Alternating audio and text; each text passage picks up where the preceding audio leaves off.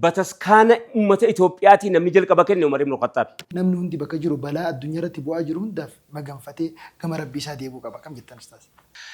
Wal qabsiifne yoo haasofnu jenne yoo mirga walii kennuu ta'e moonatu dura kenneef. Nuti ummata masjiida keessatti kiristaanaa Najraanii wajjin salaatee bara.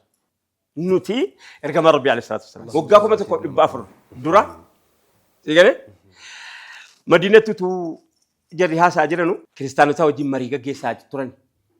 Madiinatti masjiida guddaa keenya kanatti. Tu marii gaggeessaa jiranu bidaar kee azaanii qubatti qaba.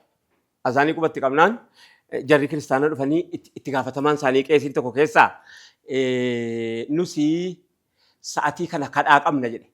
Du'aayii sa'atii asrii booda asrii kadhaa qabdaa jennaan ijoollee magaraajaan adda kutaa fi masjiidni qixxeetti qoodame kaatee salaatti. Kaatee achi du'aayii kadhattee islaamnatti salaate islaamnatti salaate.